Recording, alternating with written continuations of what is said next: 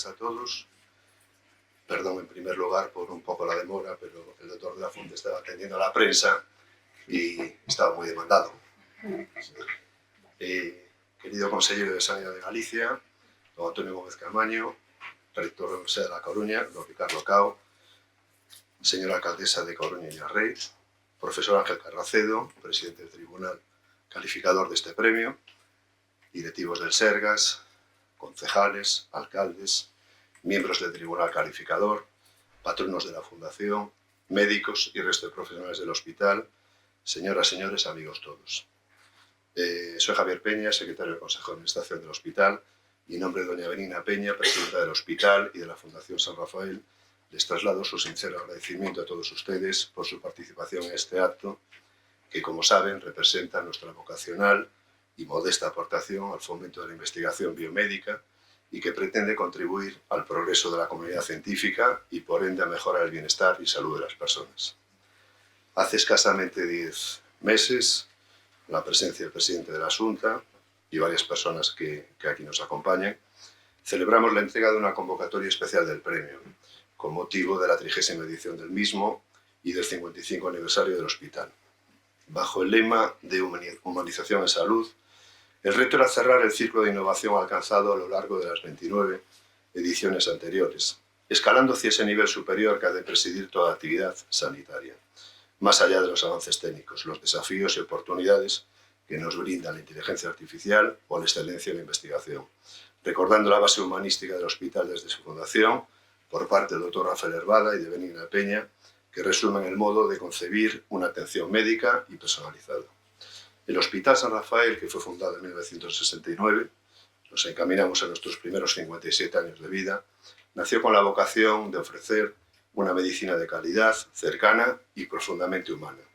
Continuamos, después, como digo, estos 57 años con ese espíritu, atendiendo a nuestros pacientes y afrontando los cambios científicos, sociales y tecnológicos que han transformado por completo el ejercicio de la medicina. Hoy da un nuevo paso este cambio con la transformación digital de la medicina, que no solo nos supone una incoherencia con nuestra historia, sino que es su continuidad natural. Esta 31ª convocatoria del Premio Rafael Herbada representa justamente esta apuesta decidida por la investigación como motor del progreso sanitario y que supone un gran cambio cultural. La medicina es la experiencia individualizada de cada profesional, pero además ha de contar con el análisis estructurado de millones de datos que enriquezcan y complementen esa experiencia profesional. La transformación digital no sustituye al médico, todo lo contrario, aumenta su capacidad.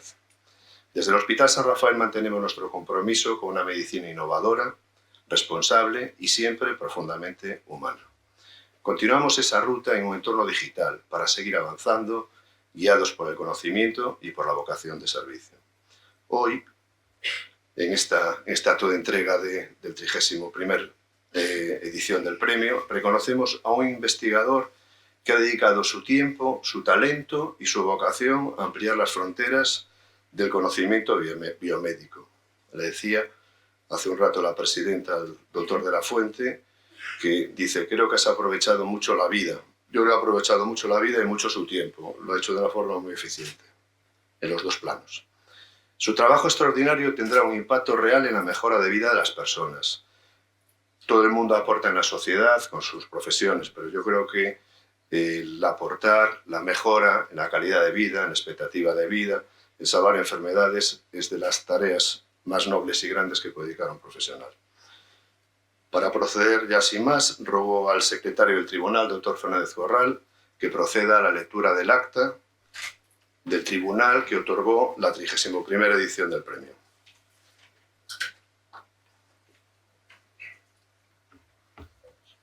Premio Rafael Herbada 2025.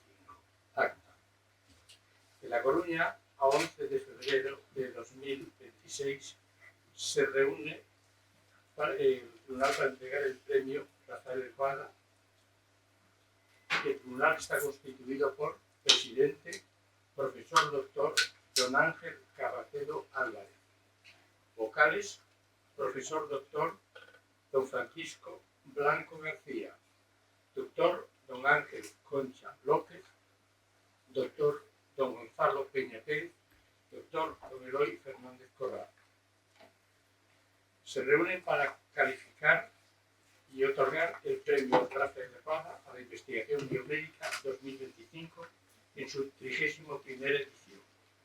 Actúa como secretario el doctor don Luis Fernández Corral, consejero, asesor médico del Hospital San Rafael.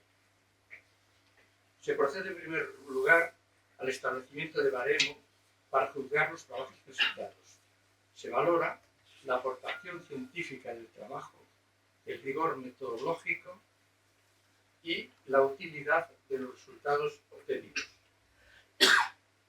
Una vez evaluados todos los trabajos, el tribunal decide por unanimidad la concesión del 31º Premio Rafael Herbada a la investigación biomédica al original titulado Descubrimiento de antibióticos habilitado por aprendizaje profundo a través de la extinción molecular.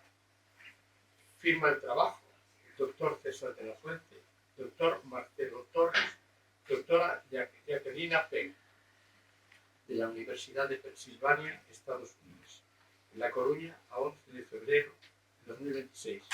Firmado el presidente, profesor Ángel Carracero, secretario, doctor Eloy Fernández Corral. Muchas gracias, doctor Corral.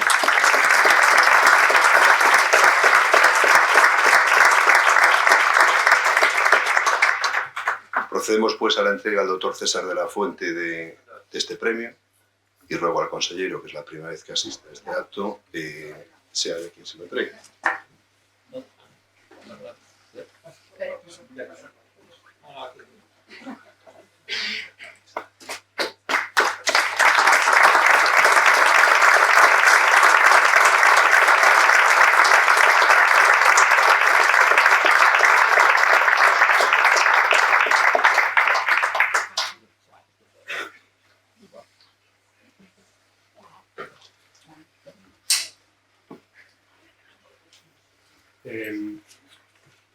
Consejero de Sanidade, alcaldesa de A Coruña, rector de la Universidad de La Coruña, autoridades que hoy nos acompañan, miembros del jurado y de la Fundación San Rafael, señoras y señores.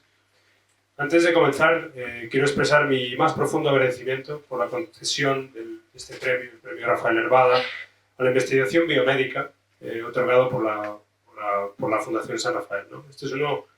Y esto yo ya lo sabía hace tiempo, es uno de los premios científicos más importantes y más antiguos de España, lo cual es un tremendo honor. Y yo creo que es un reflejo del trabajo extraordinario de mi equipo. No solo soy yo, sino gente, investigadoras, investigadores que en un voto de confianza decidieron en muchos casos saltar el charco, en irse a Estados Unidos a mi laboratorio para intentar avanzar en las fronteras del conocimiento, y mi agradecimiento va a todas esas personas que decidieron darme ese voto de confianza, ¿no?, a nuestras ideas. Este reconocimiento es un estímulo también para seguir impulsando la transformación digital de la medicina y de la biología, y la de seguir poniendo la ciencia y las herramientas más avanzadas de nuestro tiempo, como la IA, al servicio de la salud y de la humanidad. Nada de lo que hemos logrado hasta la fecha, como comentaba, es un esfuerzo individual, es la suma de muchas inteligencias, de muchas maneras diferentes de pensar y muchas voluntades alineadas, como comentaba. Nada de lo que hacemos sería posible sin el trabajo extraordinario del equipo, sin la generosidad de la gente que apoya nuestro trabajo, incluido la generosidad de la Fundación en este caso, y sin el apoyo de muchas otras personas, ¿no?, que creen en nuestras ideas. Tiene para mí un significado especial recibir este galardón aquí, en mi casa. Yo soy de Coruña, nacido y criado aquí.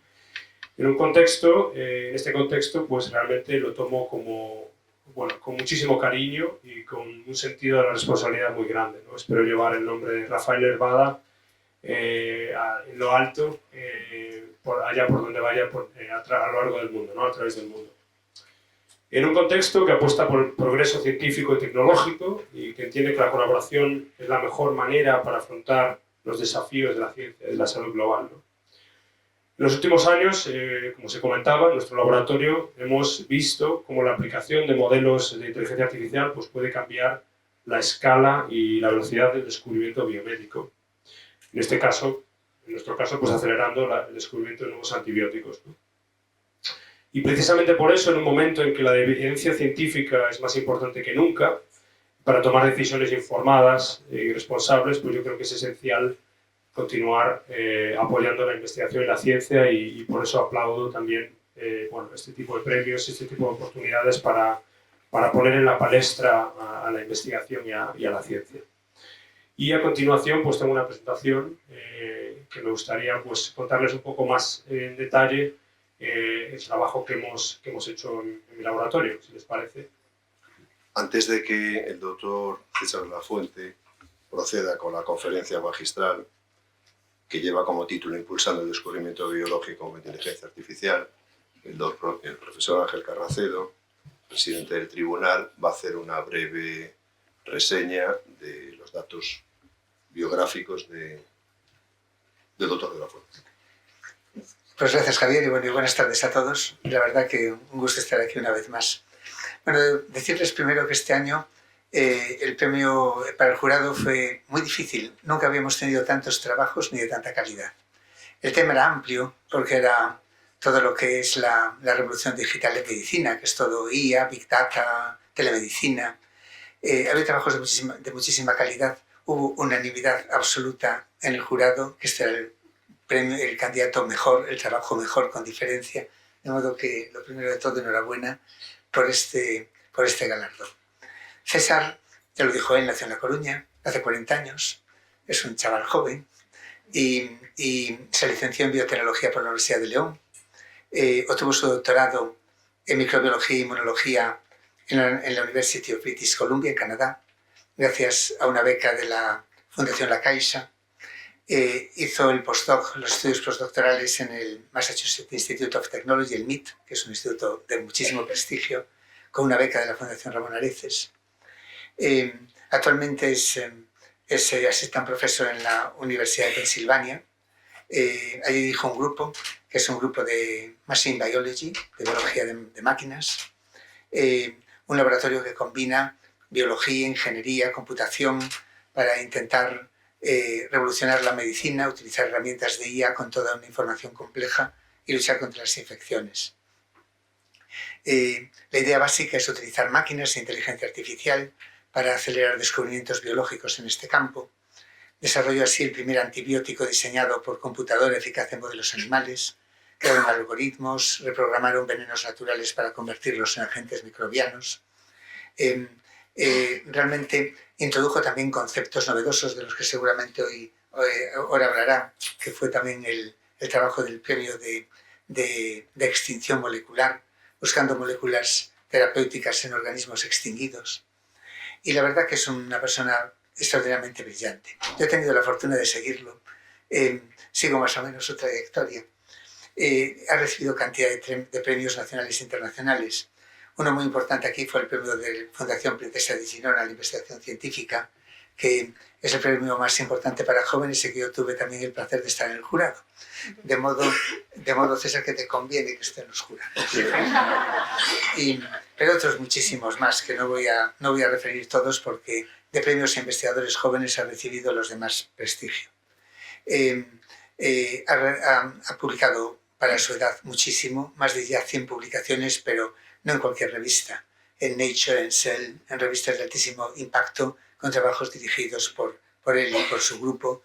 Está impartiendo conferencias en los lugares más destacados, es un keynote speaker en congresos internacionales y la verdad que tiene una excelencia enorme, un potencial enorme y es un orgullo para todos nosotros, para mí desde luego, el tener una persona que sea de esta tierra, que ojalá un día pueda venir, hay que convencerlo, aunque aquello lo atraiga mucho, pero la verdad que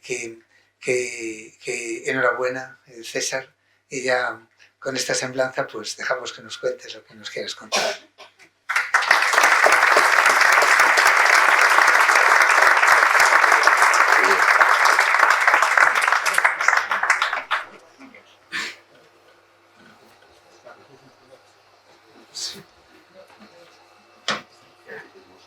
Bueno, simplemente quería, antes de empezar, pues dar las gracias a Ángelo por esas palabras, ¿no?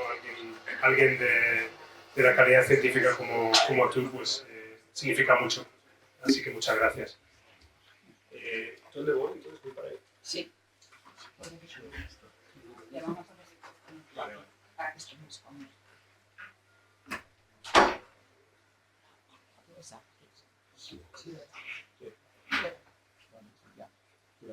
Perdón, que quizá ya. Pero si vamos a robar al profesor para hacerlo, ¿verdad? Pero vendrá.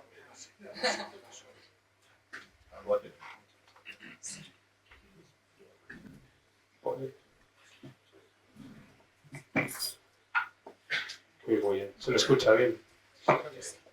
Vale, bueno, comentaba, no sé si me escuchó, pero quería dar las gracias a Ángel. Que alguien de la magnitud como Ángel, que ha dado tanto para la ciencia en Galicia y de la calidad científica que atrae él y que tiene él, pues significa un montón sus palabras, así que de verdad de corazón muchas gracias y por la confianza depositada en mí, tanto por tu parte como parte del comité del jurado, ¿no? y de la fundación. Y ahora, bueno, la verdad es que es una suerte estar aquí porque casi no estoy aquí, porque mi vuelo de Madrid a Santiago había un montón de viento y por poco no aterrizamos, o sea que por muy poco no estoy en Madrid ahora. O sea, realmente es casi un milagro que esté aquí, así que bueno, vamos a aprovecharlo y más razón aún para estar contentos de estar aquí de vuelta en casa. Bueno, la presentación voy a contar un poco, voy a aportar algunos datos científicos, intentaré hacerlo que sea lo más cercano posible para el público en general. Pero voy a hablar sobre cómo podemos usar la IA para acelerar el descubrimiento de antibióticos, que es un poco lo que venimos haciendo durante ya más de una década, ¿no? El trabajo que venimos haciendo. Realmente yo, de manera filosófica, siempre me ha fascinado la biología, el mundo biológico y en toda su complejidad. Y siempre he pensado que si podemos extraer información de este mundo biológico tan complejo, información útil, a lo mejor podemos luego enseñarle esa información a los ordenadores para acelerar procesos, de descubrir nuevas moléculas funcionales que hacen lo que queremos que hagan, por ejemplo, matar a las bacterias o matar un tumor, por ejemplo. Entonces siempre me ha fascinado esto, ¿no? Intentar codificar la biología en el código, un código que una máquina pueda entender para que luego la máquina pueda hacer cosas que son sobrehumanas, ¿no? Encontrar patrones que para nosotros, para el córtex visual y nuestro cerebro sería imposible encontrar patrones en tantos datos, para nosotros es imposible procesar tantos datos, pero estas máquinas pueden hacerlo, sobre todo últimamente con los GPUs que tienen, las hacen muy poderosas, muy eficientes en esta labor, ¿no? Entonces es un poco lo que siempre me ha fascinado, ¿no? Pero lo que venimos dedicando mucho tiempo es a hacerlo en el ámbito de los antibióticos y es un poco el foco de la presentación de hoy, ¿no? ¿Por qué nos dedicamos a esto? ¿Por qué la resistencia a los antibióticos? Esto realmente es uno de los grandes desafíos de la humanidad. Actualmente, estas son superbacterias que son resistentes a todas las medicinas, los antibióticos que tenemos disponibles en los hospitales, ¿no? Y actualmente se asocian con alrededor de 5 millones de muertes al año en el mundo. Es un montón, ¿no? Y la predicción es que si no desarrollamos nuevos antibióticos, para el año 2050 va a haber 10 millones de muertes al año en el mundo, convirtiéndose en la causa número 1 de muertes en nuestro mundo. Más que el cáncer, más que la diabetes, etc., ¿no? Entonces, para mí esto siempre ha sido uno de los grandes problemas. De hecho, yo hace muchos años, cuando era adolescente, pues hice un análisis donde miraba los grandes problemas del mundo y cuánta financiación, cuánto dinero, cuántos recursos le estaban metiendo a uno de esos problemas. Y la resistencia a los antibióticos fue el número 1, es decir, era el problema que afectaba a más gente a lo largo del planeta y donde había menos recursos, menos inversión en ello. Entonces, desde aquella yo me he quedado, pues, tengo que hacer algo al respecto, ¿no? Es un poco el desafío. Y bueno, esto es un poco la problemática. Luego, se tarda un montón de tiempo en descubrir nuevos candidatos preclínicos, que es la fase inicial de desarrollo de medicamentos. Se puede tardar hasta 6-7 años en encontrar cosas que puedan ser útiles para matar a las bacterias, ¿no? O sea, muy lento y muy costoso. Más de $2 billones americanos para desarrollar estos antibióticos, os podéis imaginar, ¿no? Entonces, Esto era un poco el panorama cuando nosotros empezamos a pensar en esto, ¿no?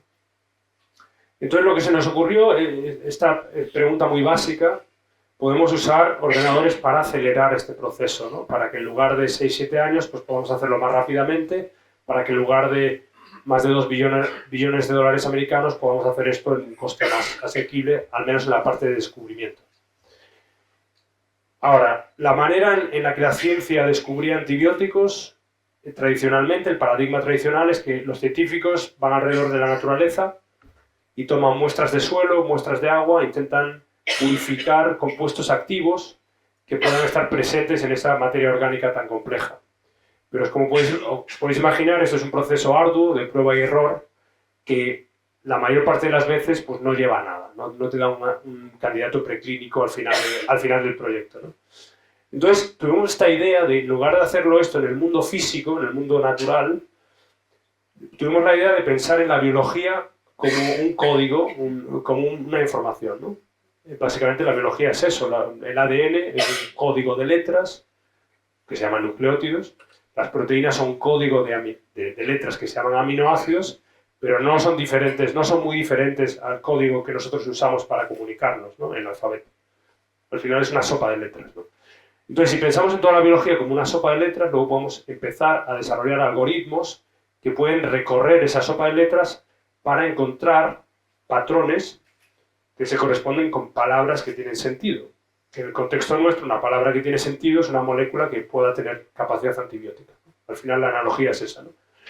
Estos algoritmos, la idea que tuvimos, que operan un poco como lupas que hacen zoom en la biología para encontrar patrones interesantes que puedan ser funcionales, que tienen función biológica, ¿no? Función antibiótica en este caso, pero pueden extrapolarse esta idea para otro tipo de funciones.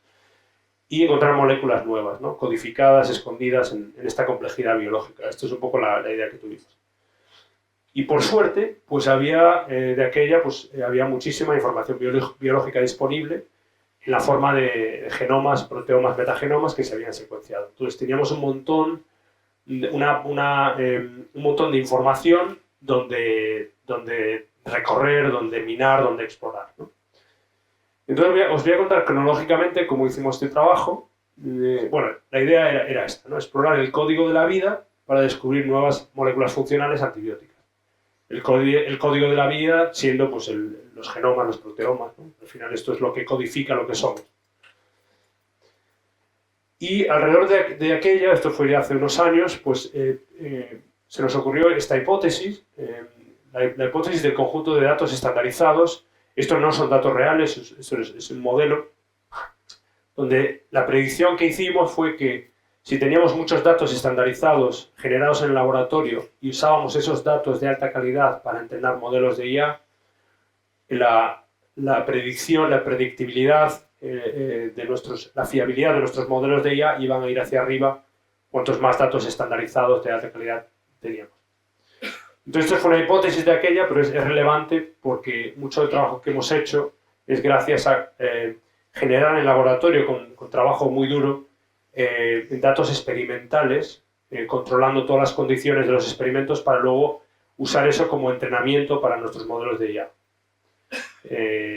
Para que un modelo de IA sea muy efectivo necesitas entrenarlo con datos de alta calidad. Es como nosotros, ¿no? Si intentas ser futbolista y tienes a un tío que fue profesional, bueno, te va a entrenar mejor que si te entrena otra persona que a lo mejor nunca ha jugado al fútbol, ¿no? Un poco la analogía es esta. Entonces empezamos explorando proteínas para descubrir fragmentos antibióticos que estaban escondidos dentro de las proteínas. Una proteína la puedes visualizar en 3 dimensiones, por ejemplo aquí, pero también en 2 dimensiones con su código, el código de los componentes fundamentales que se llaman aminoácidos. Y esto empezamos con algoritmos de reconocimiento de patrones, parecidos a los que usamos en los móviles para reconocer caras o sonidos, ¿no? O sea, tomamos inspiración de esa tecnología que se usa para reconocer patrones en otros contextos, pero para aplicarlo en el campo de las enfermedades infecciosas.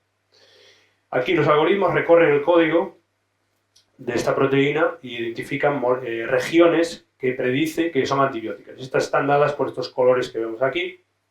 Esto es solo una predicción teórica, pero es una predicción muy útil porque nos permite dentro de esta compleja proteína encontrar un fragmento, por ejemplo este fragmento en amarillo, que el algoritmo predice que va a ser un potencial antibiótico. Luego tenemos herramientas de biología sintética donde podemos extraer ese fragmento y podemos intentar desarrollarlo en algo útil en el laboratorio, ¿no? Entonces hicimos este tipo de trabajo en varios proyectos, pero pronto nos dimos cuenta de que con los avances en la capacidad computacional quizás podíamos escalar lo que estábamos explorando. En lugar de una proteína o un sistema biológico a la vez, a lo mejor podíamos hacer esto con muchísimas proteínas a la vez, ¿no? Para encontrar antibióticos de manera masiva. Entonces la idea era esto, usar estos algoritmos de reconocimiento de patrones como cuando vas al súper y te escanean algo, un código de barras, pues los códigos de barras son la información biológica y cuando te escanea algo que reconoce la máquina esta de escanear, pues eso es un antibiótico, un hit, ¿no? Y esto es como lo hicimos, pues los algoritmos escanean muchas proteínas a la vez y encuentran fragmentos o patrones en las proteínas que se corresponden con potenciales antibióticos a nivel digital. Esta idea nos llevó a explorar el proteoma humano por primera vez como fuente de antibióticos, el proteoma humano entero. Esto fue un proyecto que requirió pues, escalar, ¿no? Como lo que hacíamos, cómo hacíamos las cosas. Estamos habituados a explorar una proteína a la vez y aquí el proteoma entero son 20.000 proteínas codificadas en nuestro genoma, tenemos 20.000 genes en nuestro genoma, pero fuimos más allá y tuvimos en cuenta isoformas de proteínas, entonces al final teníamos que explorar 42.000. O sea, os podéis imaginar el desafío, ¿no? Estamos acostumbrados en el campo a hacer una a la vez y ahora de repente 42.000. Entonces teníamos varias apuestas en el laboratorio para ver cuánto pensábamos que iba a tardar el algoritmo en hacer esta labor de recorrer el proteoma humano entero. Y recuerdo que gente del laboratorio pensaba que iba a tardar una semana, otra gente decía 3 días, otra gente decía pues, 24 horas y demás. Lo que nadie supo adivinar es que tardaría tan solo 1 hora el algoritmo en hacer esta exploración de toda la información genética que codifica quiénes somos para encontrar moléculas funcionales potenciales antibióticos. Y esto nos sorprendió, pero realmente yo creo que habíamos subestimado el algoritmo, lo sencillo que era el algoritmo de reconocimiento de patrones. Es computacionalmente muy barato, digamos, entonces realmente fue muy efectivo en hacer el escaneado completo del proteoma humano. A nivel biológico, esto significó que nos permitió descubrir un nuevo mundo de antibióticos que llamamos péptidos encriptados, que están encriptados o escondidos en nuestras proteínas, y encontramos miles de ellos, la gran mayoría de los cuales jamás se habían descrito como antibióticos o como que cumpliesen un rol en el sistema inmune, ¿no? Entonces esto todo fue gracias a un algoritmo, ¿no? Que nos permitió ver funcionalidades en moléculas que jamás habíamos visto antes por falta de métodos computacionales o métodos de otro tipo, ¿eh? Otra cosa que fue interesante al analizar los datos es que la gran mayoría de los péptidos encriptados, de estas moléculas encriptadas a escondidas que encontramos, el 98,3% venían de proteínas no relacionadas con el sistema inmune y solo el 1,7% venían de proteínas relacionadas con defensa del huésped, de inmunidad, etc. Esto es interesante, ¿no? Porque una molécula antibiótica normalmente está asociada con el sistema inmune, pero aquí vemos que la gran mayoría de las moléculas que ha encontrado el algoritmo no vienen de proteínas asociadas al sistema inmune. Entonces esto nos llevó a proponer esta hipótesis que llamamos la hipótesis de la inmunidad encriptada, donde pensamos que hay muchas biomoléculas funcionales que están encriptadas o escondidas en diferentes niveles, que solo se liberan en contextos específicos, por ejemplo en el contexto de una infección o en el contexto de una situación de estrés, a lo mejor, diferentes contextos fisiológicos, se liberan estas moléculas funcionales y pensamos que es una inmunidad encriptada, ¿no? Que no está activada todo el rato, pero que puede cumplir un rol fundamental para la supervivencia en distintos contextos. Esto es una hipótesis, un modelo que tenemos y todavía lo estamos testando, pero pensamos que es interesante y a nivel evolutivo también es interesante pensar que, claro, el sistema inmune es casi lo más importante que tenemos para permitirnos sobrevivir al ser humano. Entonces, yo creo que a nivel evolutivo tendría sentido, ¿no? Quizás tener estos diferentes niveles de encriptación de moléculas que hacen cosas diferentes. Vale, luego lo que hicimos, de estas miles de péptidos encriptados, sintetizamos varios en el laboratorio, tenemos métodos químicos donde podemos sintetizar estas moléculas para luego hacer experimentos en la vida real, en el mundo real, en el laboratorio. Y lo que vimos, sintetizamos 56 de estos compuestos, vimos que tenían actividad de amplio espectro, eran capaces de matar a bacterias que eran negativas, bacterias que eran positivas, es decir, de las bacterias patógenas eran capaces de matar a las más peligrosas. Y luego con diferentes modelos de IA que habíamos desarrollado, lo que vimos es que muchas de estas péptidos encriptados se cortan gracias a proteasas por parte de la proteína progenitora. Entonces lo que pensamos que esto es un mecanismo de activación que pensamos que, y os podéis imaginar, pues en un contexto de una infección, nos infecta una bacteria, nuestro cuerpo hay una sobreexpresión de proteasas que son proteínas que cortan otras proteínas. Estas proteasas llegan y son como tijeras que cortan los péptidos encriptados de la proteína, los liberan y estos péptidos encriptados pues, son capaces de hacerle frente a la bacteria, ¿no? La infección. Ese es el modelo que tenemos ahora mismo, basándonos en los datos que tenemos. Muy bien. Y luego mostramos que algunos de estos péptidos encriptados tenían capacidad antiinfecciosa en modelos de ratón, es decir, eran capaces de disminuir infecciones en modelos de ratón. Este es un modelo de absceso, una infección de piel bastante difícil de tratar con antibióticos convencionales, y aquí no voy a entrar en todos los detalles, pero digamos que podemos disminuir la infección cuando los tratamos con estos péptidos encriptados que vienen de nuestro propio cuerpo, y también vemos sinergia. Cuando los combinamos en cócteles, estos péptidos pues, actúan en sinergia. Y esto yo creo que quizás así es como funciona a nivel fisiológico nuestro cuerpo, que no solo se libera uno, pero que cuando viene una infección, pues a lo mejor se liberan pues, decenas de ellos o cientos de ellos a la vez y trabajan juntos, cooperan para hacerle frente a la infección. Luego hemos visto que algunos de estos péptidos encriptados pues, están expresados, están producidos a diferentes niveles, entre bajo, medio y alto, en diferentes partes del cuerpo, y como comentaba, en sistemas totalmente fuera del sistema inmune. Están expresados en el sistema nervioso, el sistema cardiovascular, el sistema digestivo, etc. Entonces, de nuevo, pensamos que esto es una manera de encriptar moléculas que pueden cumplir un rol en la inmunidad, pero que no están asociadas prototípicamente con el sistema inmune. Y más recientemente vimos que, además de su capacidad de matar a bacterias, estos péptidos encriptados también son capaces de modular el sistema inmune, la respuesta inmunitaria. Pueden amplificar la respuesta inmunitaria y en algunos casos pueden disminuir la inflamación también, que puede ser útil en el contexto de no solo enfermedades infecciosas, pero muchos otros tipos de enfermedades. Y bueno, este trabajo realmente nos llevó a generar un montón de hipótesis y de ideas en el laboratorio de aquella, una de las cuales fue que, pensamos que no solo que estos péptidos encriptados, la probabilidad de que solo estén confinados a nuestro cuerpo es mínima. Entonces se nos ocurrió que a lo mejor estaban conservados a lo largo de la evolución y a lo largo del árbol de la vida. Entonces, como primero nos habíamos mirado a nosotros, el Homo sapiens sapiens, decidimos investigar a nuestros antepasados más cercanos, que son los neandertales y denisovanos, para ver si podíamos encontrar estos fragmentos también codificados en su material genético. Para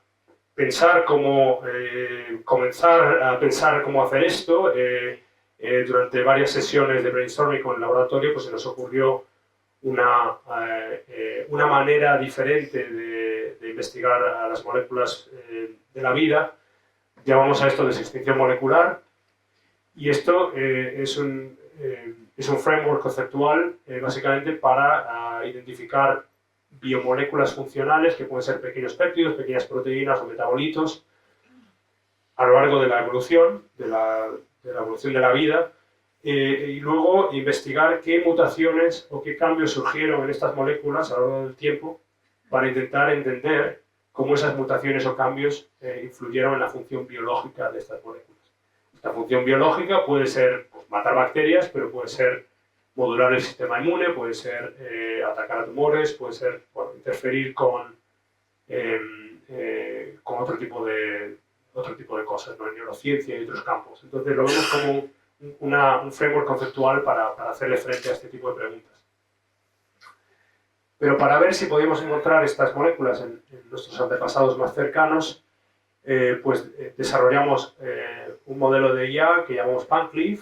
Lo que hace es toma todas las proteínas, digamos, de neandertales, las corta en los lugares donde predice que van a ser cortadas por proteasas que existen en la naturaleza, y luego tenemos esta sopa de letras al final, después de este corte computacional, y luego tenemos varios modelos de Machine Learning que predicen cuáles de estos fragmentos van a ser antibióticos y cuáles no.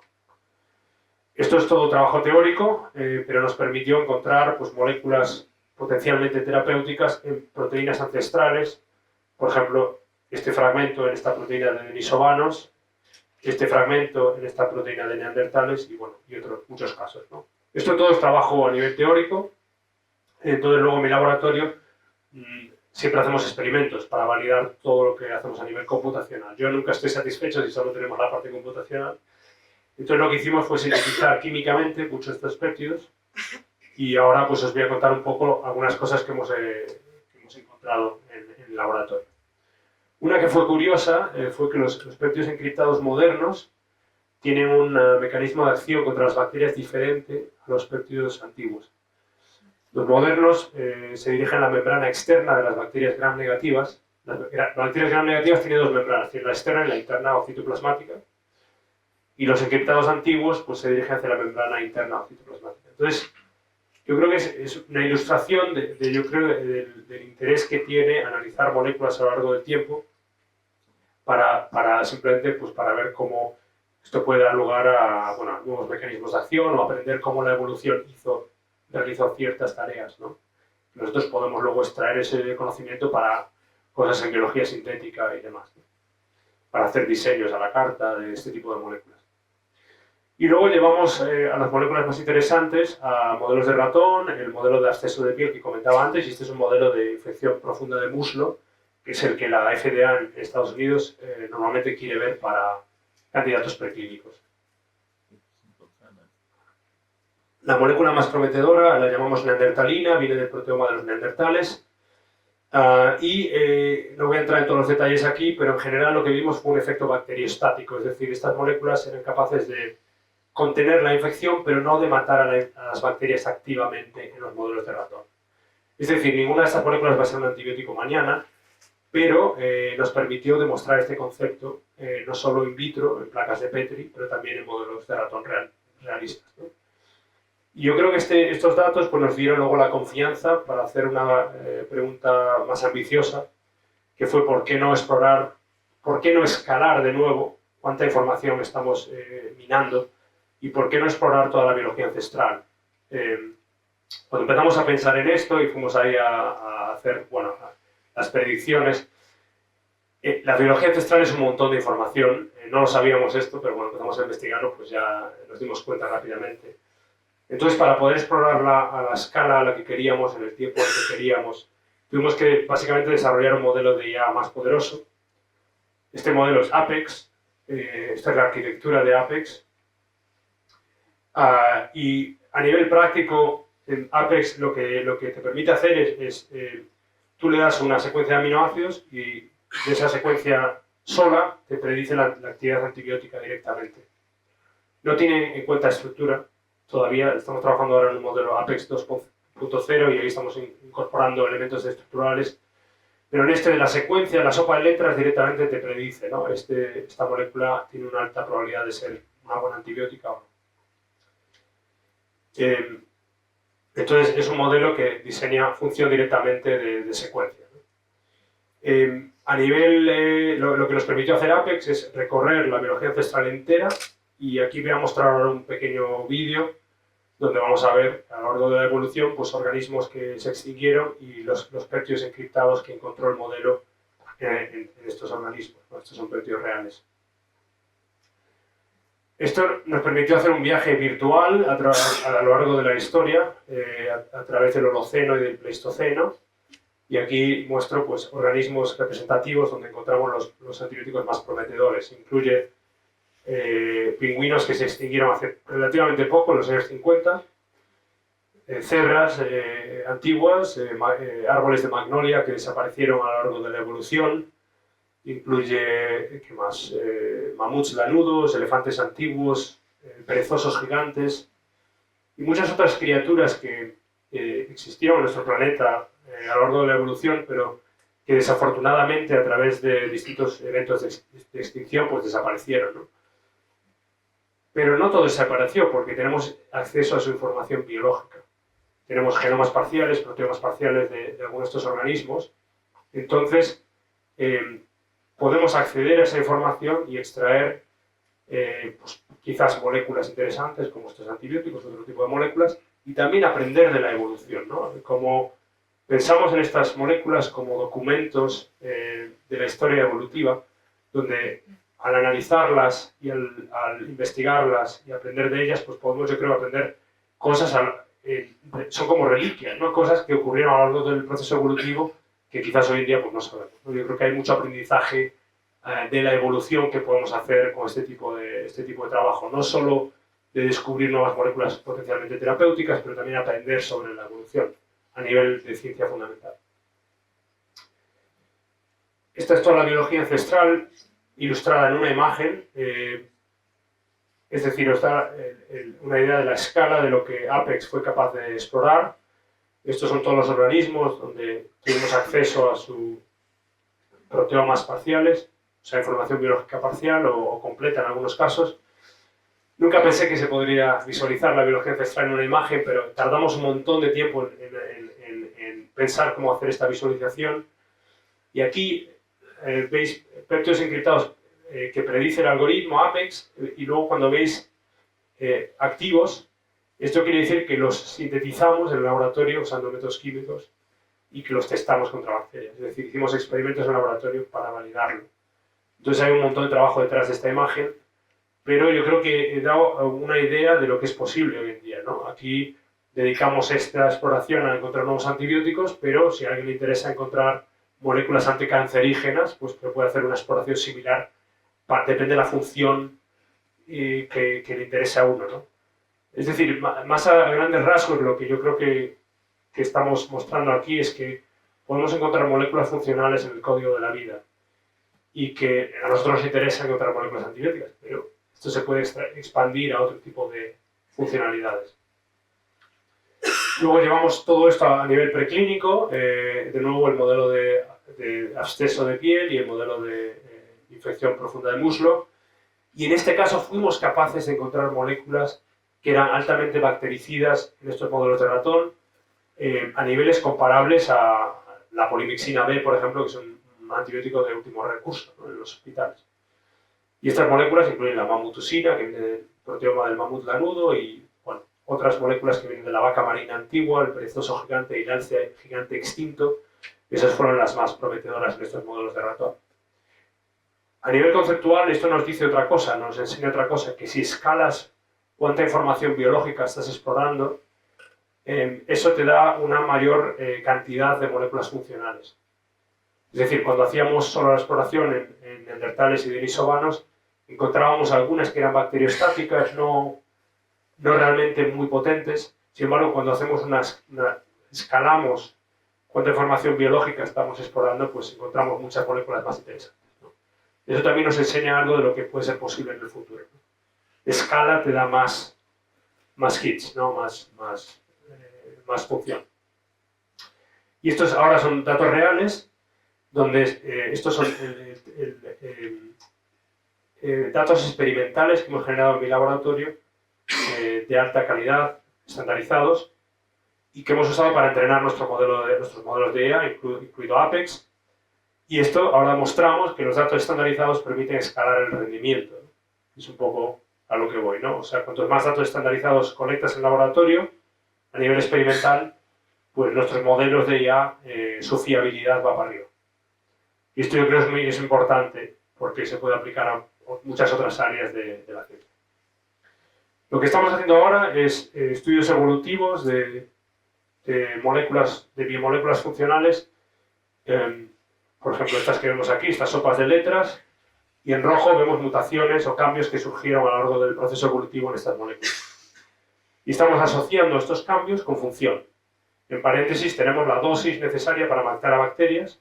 Cuanto más baja la dosis, mejor. Cuanto menor el número, mejor. Entonces estamos comparando directamente cómo mutaciones o cambios que surgieron a lo largo del proceso evolutivo influyen en la función biológica de estas moléculas.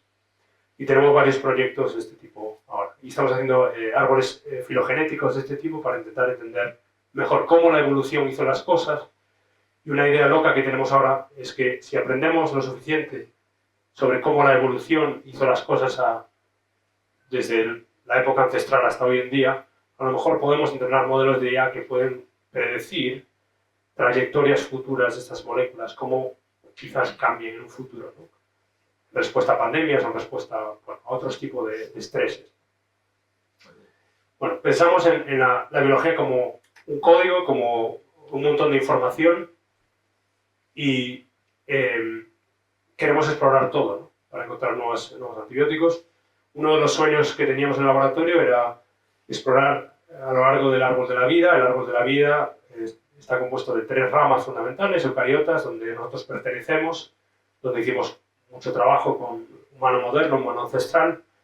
Pero luego también tenemos las arqueas y las bacterias, que son 2 ramas muy importantes del árbol de la vida, ¿no? Sobre todo, bueno, ambas, pero las bacterias, bueno, son muy importantes, ¿no? Si piensas en lo que es la vida. Entonces os voy a contar un par de colaboraciones donde exploramos a las bacterias, el mundo bacteriano como fuente de antibióticos. Esto es con nuestro colega Luis Pedro Coello y su laboratorio, donde usamos Machine Learning para explorar lo que denominamos el microbioma global, que son más de 60.000 metagenomas y casi 90.000 genomas microbianos, para encontrar moléculas potencialmente antibióticas, ¿no? Estos son muestras microbianas que vienen de todos los lugares de nuestro planeta, prácticamente. Entonces yo creo que es una representación muy, muy buena de la vida microbiana en la Tierra, no completa, obviamente, pero una representación muy, muy válida. Esto nos permitió encontrar casi 1 millón de nuevos antibióticos, explorando este mundo microbiano, que hemos liberado gratis a la comunidad científica a través de esta página web. Es decir, todo el mundo tiene acceso a estas moléculas, todo el mundo puede intentar desarrollarlas, no patentamos nada. Aunque teníamos ciertas presiones para patentar, decidimos no hacerlo en favor de la ciencia, del descubrimiento científico, del progreso científico. Y bueno, luego validamos en el laboratorio un montón de ellas, no voy a entrar en todos los detalles aquí, pero bueno, simplemente daros una idea de la exploración, ¿no? También la escala, ¿no?, a la que estamos investigando. Otra colaboración con nuestros colegas en Stanford, Amibat. Aquí queríamos ver si podíamos encontrar más específicamente moléculas antibióticas producidas por miembros del microbioma humano. El microbioma humano, estos son microbios buenos que viven en nuestro cuerpo, viven en nuestra boca, viven en nuestra piel, en nuestro intestino, en nuestro tracto urinario. Y la hipótesis que teníamos aquí es que estos microbios son buenos para nosotros, pero en su contexto, digamos en el intestino, estos microbios tienen que matar a competidores, ¿no? Otro tipo de microbios que viven alrededor de ellos, ¿no?, para poder expandirse y colonizar el intestino. Entonces pensamos que a lo mejor están produciendo estos péptidos como armas químicas para lanzárselas los unos a los otros, para luego pues, sobrevivir y, bueno, selección natural, ¿no?, en ese contexto. Y encontramos que al menos al investigar pues, casi 2.000 metagenomas humanos, encontramos que algunas bacterias que producían péptidos individuales como armas químicas para hacerle frente a otras bacterias competidoras de los alrededores, ¿no? Pensamos que esta es una manera química para reprogramar microbiomas y ahora pues, tenemos interés en aprender cómo, cuando sobreexpresas alguno de estos péptidos, cómo cambia la comunidad microbiana a lo largo del tiempo, la ecología, la biología matemática asociada a todos estos cambios, estas dinámicas. Y este trabajo pues, nos llevó también a descubrir un antibiótico preclínico, la prebotelina 2, que está producida por Prebotella copri, que es un microbio intestinal. De nuevo, recordándonos lo maravilloso que pueden ser los microbios, ¿no? Nos pueden dar pues, nuevos tipos de moléculas químicas, nuevos tipos de innovaciones que luego la humanidad puede usar para nuestros propósitos. Muy recientemente exploramos a las arqueas, que es la tercera rama del árbol de la vida. Las arqueas son organismos muy esotéricos que a mí me parecen fascinantes porque durante mucho tiempo pensábamos que eran bacterias, hasta que el trabajo pionero de Carl Woese y otros investigadores secuenciando el ARN ribosomal de estas arqueas descifraron que no eran bacterias, que realmente ellas pertenecían a su propia rama del árbol de la vida, ¿no? Y nunca se habían explorado a nivel sistemático como fuente de terapéuticos, de moléculas terapéuticas, y aquí lo hicimos con una versión actualizada de APEX. Esto es APEX 1.1, entrenada con más datos experimentales. La gráfica que mostraba antes, la tasa de acierto incluso mucho mayor en experimentos, y nos permitió descubrir las arqueasinas, que es una clase de antibióticos codificada en las proteínas, en los proteomas de las arqueas. Entonces yo creo que esto abre nuevos campos para explorar las arqueas como fuente de moléculas funcionales, ¿no? En general.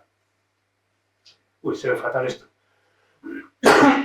Bueno, este es otro... Se ve muy mal la gráfica, pero en el mundo científico se sabía que los priones, las proteínas que parecen priones, que cumplen un rol en enfermedades neurodegenerativas, había evidencia en la literatura de que algunas tenían capacidad antibiótica, pero esta labor no se había hecho a nivel sistemático. Entonces aquí, con nuestro modelo de IA, de aprendizaje profundo, básicamente hicimos una exploración sistemática de todos los priones y las proteínas parecidas a priones disponibles, y encontramos que de hecho muchas de ellas tienen fragmentos antibióticos. Entonces yo creo que esto vincula un poco más la biología de los amiloides con la inmunidad innata. Y en este estudio que está en revisión ahora, pues mostramos que cuando sintetizamos muchos de estos fragmentos que predice el algoritmo, realmente tienen función antibiótica en el laboratorio. Entonces yo creo que esto, bueno, es una manera, ya te digo, sistemática de demostrar que a lo mejor esta unión entre enfermedades neurodegenerativas y sistema inmune, pues a lo mejor es más de lo que pensábamos. Un poco para resumir, ¿no? Con métodos tradicionales se puede tardar, como comentaba, se tardan años en descubrir candidatos preclínicos, pero hoy en día podemos hacer esto a velocidad digital. En pocas horas podemos descubrir cientos de miles de candidatos, y si apuramos los recursos del laboratorio podemos pasar a síntesis y pruebas in vitro en 1 o 2 semanas. Entonces es un patio de recreo para un científico como yo, que llevo soñando con tener esto durante mucho tiempo, y ahora pues tenemos esta colaboración entre máquinas y científicos brillantes que vienen a mi laboratorio, y podemos hacer este tipo de trabajos. Y quería pues mencionar un par de cosas que estamos trabajando ahora para que os hagáis una idea de lo que estamos pensando. Hemos desarrollado, no solo miramos al código de la vida y a la evolución como fuente de inspiración, pero hemos desarrollado también modelos de IA generativa que nos permiten generar cosas que no existen, que la evolución no ha pensado, cosas de cero. Este es un modelo de IA generativa que llamamos Apex Go, que te permite optimizar. Tú empiezas con una molécula aquí que no es una buena antibiótica, no es una buena molécula antibiótica, y lo que quieres hacer es recorrer el espacio secuencial posible de posibles moléculas para encontrar moléculas que son mucho mejores que esta. Es como un videojuego, al final. Empiezas con esta y el modelo de IA generativa genera estas nubes, estos puntos son moléculas sintéticas que no existen en la naturaleza, que el modelo predice que van a ser mucho mejor que esta matando a las bacterias. Luego lo que hacemos es sintetizamos muchas de estas a nivel químico y las testamos en el laboratorio para ver cómo de correcto o incorrecto es el modelo. El 85% de estas son capaces de matar a bacterias en el laboratorio, pero importantemente el 72% son mejores que la molécula inicial matando a las bacterias. Es decir, es como un videojuego, ¿no? La optimización funcionó en el 72% de los casos. Esto es un método de IA generativa para optimizar función biológica. Aquí el objetivo función es minimizar la dosis para conseguir actividad antimicrobiana, pero aquí puedes modificar esto, y si tienes una molécula inmunomoduladora que quieres optimizar o una molécula anticancerígena, pues a lo mejor se pueden usar métodos similares para optimizar esa función. Esto es consistente en modelos de ratón, no voy a entrar en todos los detalles, pero las moléculas sintéticas artificiales creadas por el algoritmo son mejores que las iniciales en modelos de ratón también, reduciendo las infecciones. Luego, todos hemos oído hablar de modelos multimodales, pero esto todavía no se ha aplicado al diseño de nuevas moléculas terapéuticas. Entonces queríamos ver si podíamos diseñar péptidos que tienen más de una función biológica beneficiosa. Y decidimos hacerle frente a un gran problema en las enfermedades infecciosas, que es el problema de las enfermedades infecciosas intracelulares. Estas son bacterias que nos infectan y son muy listas, entonces se meten dentro de nuestras células humanas y se esconden. De tal manera que el sistema inmune no puede hacerles frente, antibióticos convencionales no pueden hacerles frente, ¿no? Entonces la idea era, podemos diseñar con un modelo de IA generativa moléculas sintéticas, péptidos sintéticos, que son capaces de hacer dos cosas: penetrar en la célula humana y luego encontrar la infección, las bacterias que se están escondiendo, y matarlas. Esto es lo que hicimos, diseñamos estos péptidos sintéticos, que el algoritmo predice que tienen ambas funciones. Luego hacemos validación experimental, vimos que muchos eran buenos matando bacterias y no muchos eran buenos penetrando en células humanas, y luego solo 3 fueron capaces realmente de hacer las dos cosas. O sea, la tasa de acierto bastante baja en esta primera aproximación. Sabíamos que iba a ser complicado diseñar una molécula con 2 funciones, pero realmente, bueno, al menos tuvimos 3 que fueron capaces de hacer las dos cosas. Luego sintetizamos esas, vimos que eran capaces de disminuir infecciones intracelulares en queratinocitos humanos, en monocitos humanos diferenciados. Hicimos un tagging de las moléculas con fluoróforos para visualizarlas con microscopía. En experimentos microscópicos fuimos capaces de unirnos a ese trayecto de la molécula, adentrándose en células humanas y luego matando la infección intracelular. Y mostramos esto en muchos modelos de ratones diferentes. No voy a entrar en todos los detalles, pero funcionan bastante bien, no perfecto, pero funcionan bastante bien en diferentes modelos de ratones. Y luego, por último, para acabar, Apex Oracle es un poco nuestra última gama de modelos. Es un modelo multimodal que une nuestro conocimiento entre la genómica, el lenguaje y la química. Y básicamente, como el input que le das al modelo es el genoma de un patógeno. Y de ese genoma solo, el modelo tiene 2 funciones. Tiene una función de predicción y una función de generación. La de predicción lo que hace es predice de todas las moléculas pequeñas y todos los péptidos con los que el modelo se entrenó, cuáles van a ser efectivos contra este patógeno, este genoma. Y la función generativa, es de IA generativa, genera nuevas moléculas pequeñas y nuevos péptidos sintéticos, artificiales, que el modelo predice que van a ser efectivos contra ese genoma. La predicción tarda segundos y la generación 4 minutos ahora mismo. Entonces lo vemos como una manera de hacerle frente a patógenos futuros, ¿no? Si viene un patógeno, hay un brote y secuenciamos el genoma muy rápidamente, pues con métodos de este tipo podemos alcanzar soluciones en cuestión de segundos o minutos, ¿no? Entonces es un poco la promesa. Estamos haciendo ahora experimentos en laboratorio para ver qué tal funciona en el mundo real con experimentos. Y tendremos los datos tenemos ya algunos datos, pero no quiero decir todavía porque tenemos que acabar los experimentos. Pero parece que no funciona perfecto, pero parece que sí que funciona en algunos casos. Entonces, veo mucha promesa aquí y yo creo que es de los pocos ejemplos que tenemos para hacerle contra a patógenos futuros casi en tiempo real. Aquí hablamos de genomas de patógenos, de bacterias, pero un genoma de un tumor, cuando estás tratando un tumor, también hay evolución, ¿no? Entonces, ¿cómo hacerle frente a esas mutaciones, a esos clones, ¿no? Al final, en otros contextos, no solo en el contexto de las bacterias. Veo muchas promesas ahí y aquí también estamos aplicándolo a virus ahora, estamos en proceso de eso. Y bueno, con esto quería darle las gracias a mi laboratorio, la gente que está o que ha pasado por mi laboratorio, a nuestros colaboradores, colaboradoras.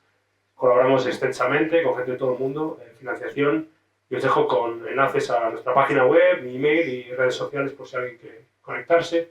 Este es el laboratorio, que es muy pequeñita la imagen, pero este es el laboratorio y nada, de nuevo es un absoluto honor recibir este premio en mi casa, en mi tierra, y muchísimas gracias por escuchar.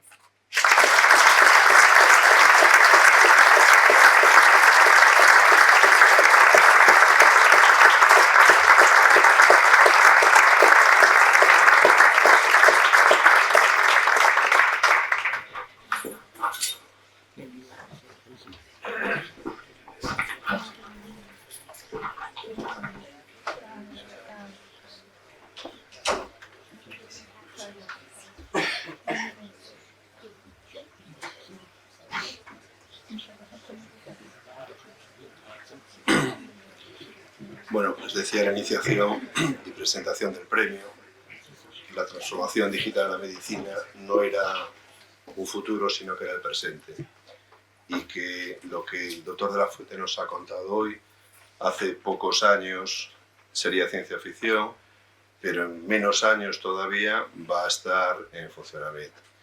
Igual que los péptidos evolucionaron desde los ancestros, por lo que he escuchado, las organizaciones sanitarias que queramos mantenernos en el ciclo de la vida tenemos que ser muy ágiles en la incorporación.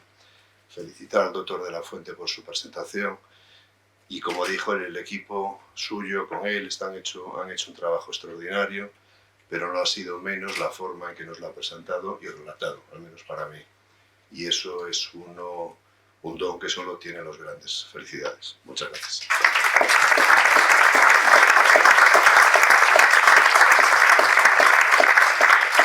Tiene la palabra don Ricardo Cao, rector de la Universidad de La Coruña. Alcaldesa, conselleiro, secretario do Consejo do Hospital, profesor Carracedo, presidente do jurado, querido Ángel, autoridades, premiado, profesionais sanitarios, membros do xurado, representantes do Hospital, San Rafael e tamén da Fundación San Rafael, amigas e amigos que hoxe nos acompañades. É para min unha honra participar un ano máis neste acto de entrega do Premio Rafael Herbada á Investigación Biomédica. Un recoñecemento xa consolidado no ecosistema científico galego e un estímulo permanente para todas aquelas persoas que dedican a súa vida a investigar ao servizo da saúde.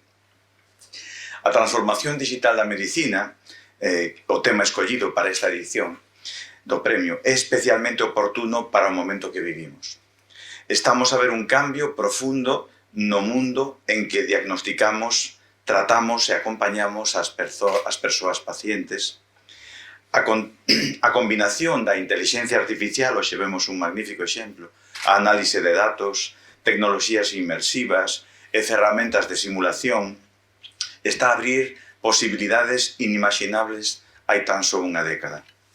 Pero este cambio tecnolóxico só cobra sentido, cando nos axuda a reforzar aquelo que é esencial, a humanidade da práctica clínica. Neste sentido, recupero unha idea que compartín hai uns días. Galicia avanza con decisión cara a un novo escenario no ámbito sanitario. A descentralización do grao de medicina permitirá que a Universidade da Coruña imparta os cursos clínicos de cuarto, quinto e sexto directamente na nosa cidade, no hospital que temos ao noso carón, que é un referente. Isto representa unha oportunidade histórica para formar as nosas futuras médicos nun entorno de excelencia, plenamente conectado coa investigación biomédica, con servizos clínicos máis avanzados, cun uso intensivo das novas tecnoloxías e enfocando hacia medicina personalizada.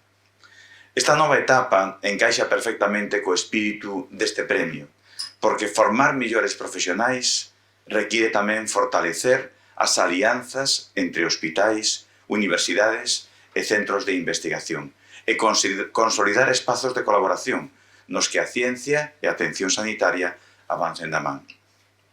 Sen dúbida, o premio ten este ano unha dobre relevancia na nosa cidade, por canto recae nun científico coruñés, César de la Fuente, recoñecido polo seu traballo verdadeiramente disruptivo na loita contra as bacterias multiresistentes.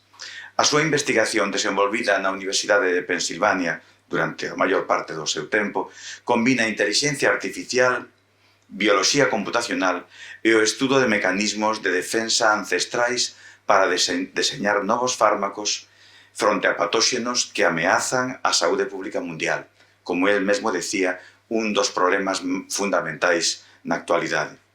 Trátase dun avance chamado a transformar a medicina do futuro e dun motivo de orgullo para Galicia e para a nosa cidade. Unha liña de traballo que está sendo referente tamén para persoal investigador da propia Universidade da Coruña, concretamente no CICA. Aí temos exemplos de colaboración co grupo de César, como a recente investigación de Lucía Geitos, que aparecía precisamente na última páxina da presentación de César, cun traballo premiado sobre conversión de péptidos tóxicos de vespas en antibióticos. Unha boa mostra de como as alianzas non só entre entidades, senón tamén entre grupos de investigación dunha e de outra parte do mundo permite acadar excelentes resultados. Para rematar, quero agradecer á Fundación San Rafael o seu compromiso decidido coa investigación e coa sociedade, a súa traxectoria sostida, o apoio constante á innovación biomédica e a capacidade para impulsar proxectos con impacto real fan desta institución unha institución clave para a Coruña e para Galicia. Agradecer tamén a todas as persoas que facedes posible este premio. A ciencia que hoxe celebramos é a que queremos seguir promovendo. Unha ciencia rigorosa, aberta, innovadora e profundamente humana. Parabéns aos organizadores, parabéns César, de novo, e grazas polo voso compromiso coa saúde, coa investigación e coa sociedade. Moitas grazas.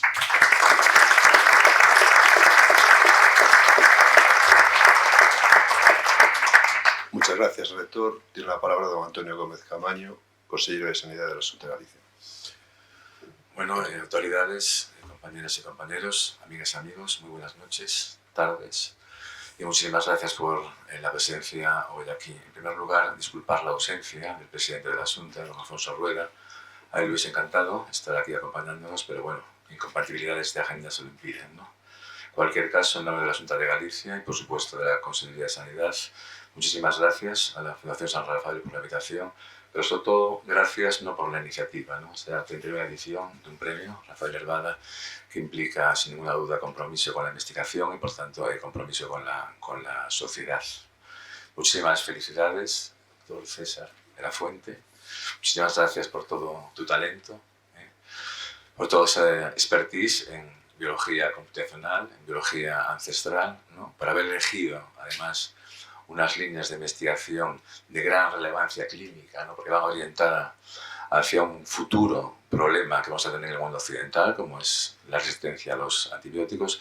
Y también, tú lo dijiste, transmite nuestra felicitación y agradecimiento a todo tu equipo, porque los que hemos tenido contacto con la investigación básica transnacional sabemos que detrás de cada éxito y también de cada fracaso de una investigación pues está el esfuerzo de muchísima gente. Todos los que estamos aquí coincidimos en que la digitalización, la transformación digital, la aplicación de la inteligencia artificial es una realidad, ¿no?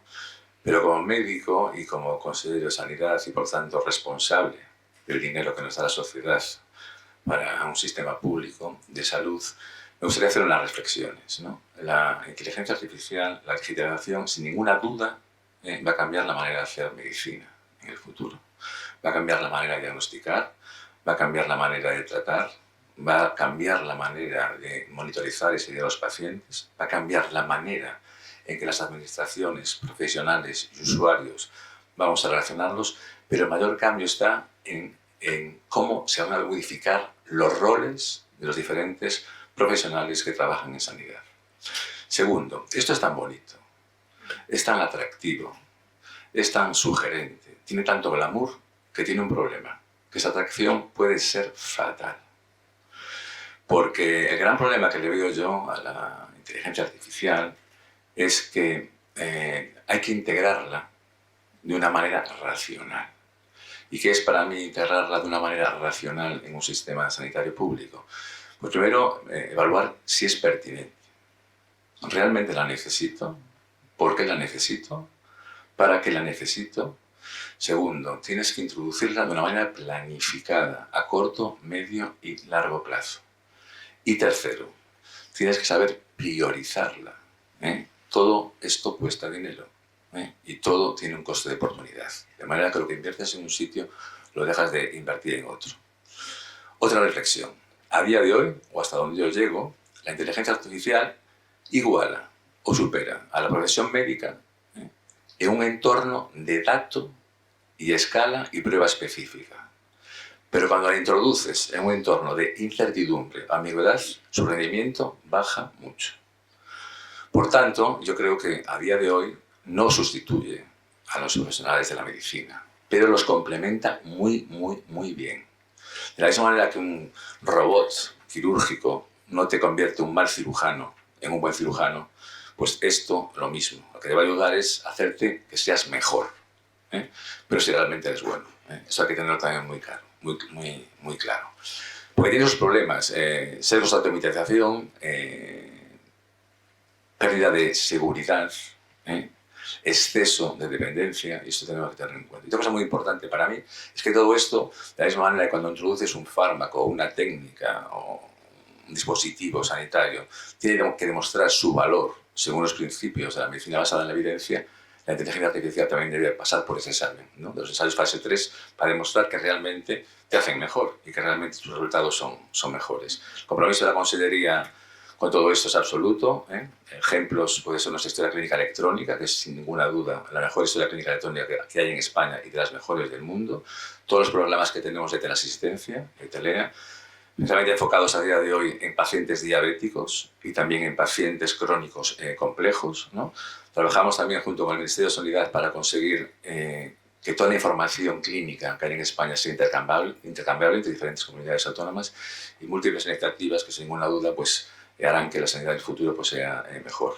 Nada más, finalizo agradeciendo a la Fundación San Rafael su compromiso con la investigación y, por supuesto, al doctor César Hernández por su talento y por todo lo que está haciendo pues, por nuestro futuro. Muchísimas gracias por vuestra atención.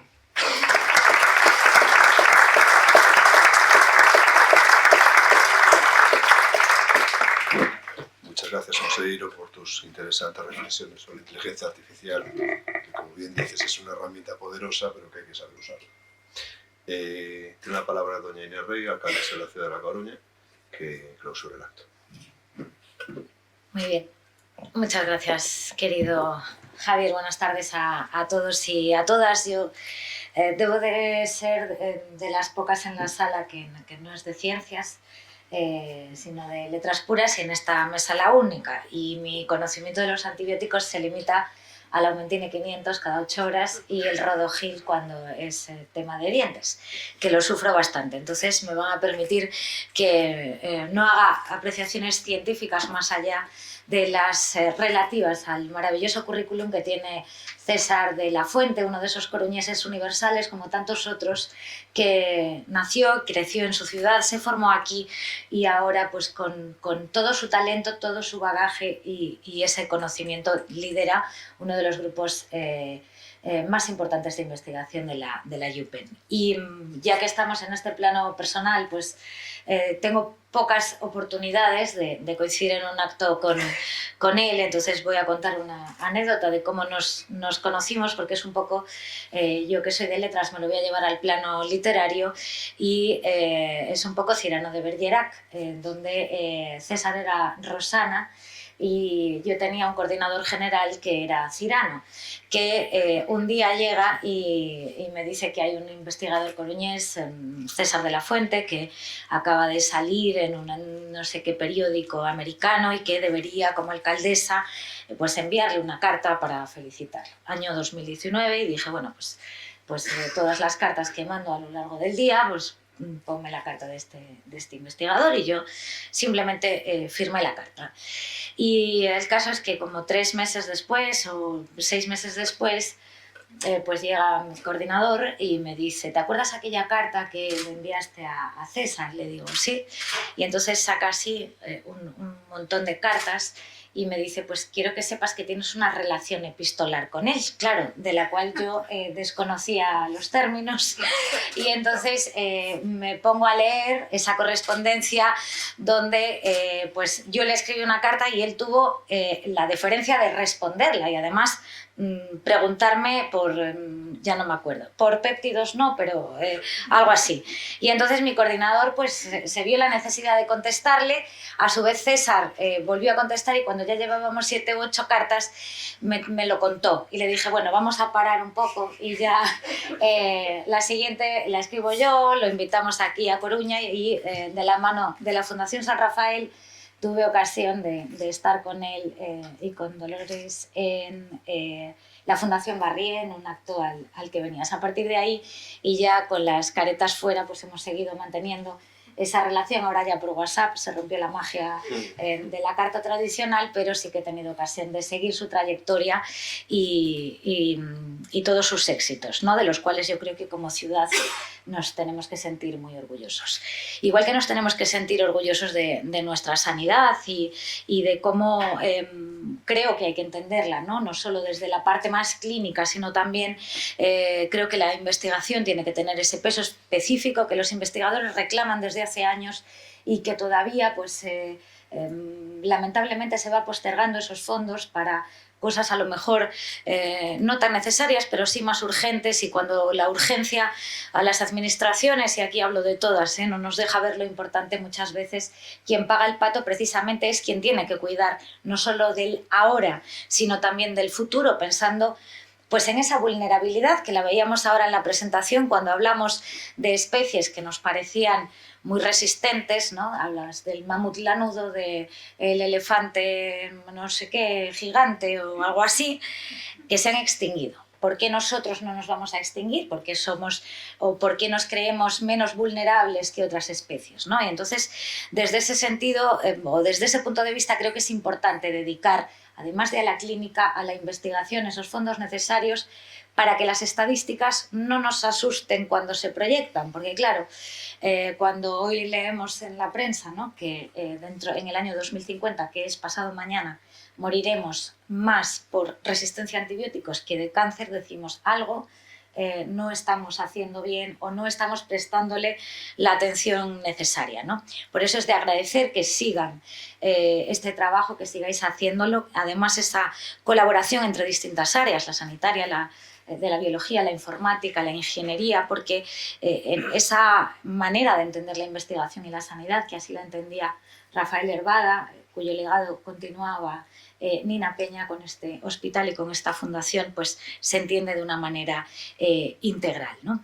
Y por lo tanto la ciencia y aquí la inteligencia artificial, pues lo que tenemos que hacer es ponerlas al servicio de la humanidad, poniendo en valor el papel que tiene la evidencia científica frente a los bulos, a las fake news y a aquellos que quieren desmontar el discurso de los datos o de la biología, ¿no? A través de pues, pseudocreencias y cuestionamientos científicos de cosas que hasta ahora no se cuestionaban, pero que bueno, pues determinados discursos muy peligrosos y amplificados por determinados intereses pues se encargan de hacer, ¿no? No vamos a hablar con los extraterrestres por ponernos papel albal en la cabeza y tampoco nos vamos a curar de un virus bebiendo hipoclorito, pero hay lamentablemente mucha gente que se cree, sé que son ejemplos muy burdos, pero hay muchos más de estos que probablemente aquí en el ámbito sanitario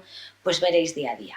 Por eso creo que buscar una inteligencia artificial ética, una inteligencia artificial al servicio de la humanidad, pero avanzada, integrada y sobre todo que nos acompañe, tiene que ser nuestra prioridad, nuestra apuesta y ya es una realidad.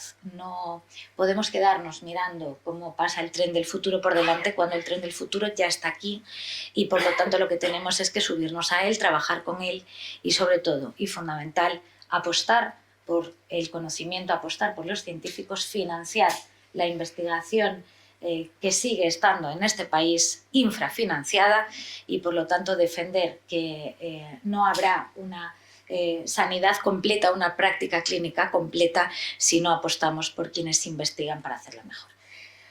Así que por mi parte nada más, agradecer a la Fundación, a Javier Peña, su invitación un año más, poder compartir este momento con todos ustedes. Enhorabuena, César, y ya nos seguiremos enviando WhatsApps. Muchas gracias.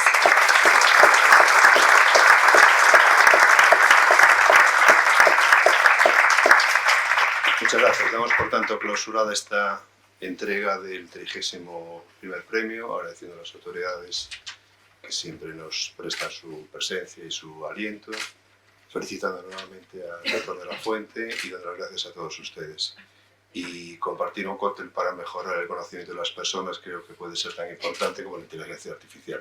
Aquí están ustedes todos invitados. Muchas gracias.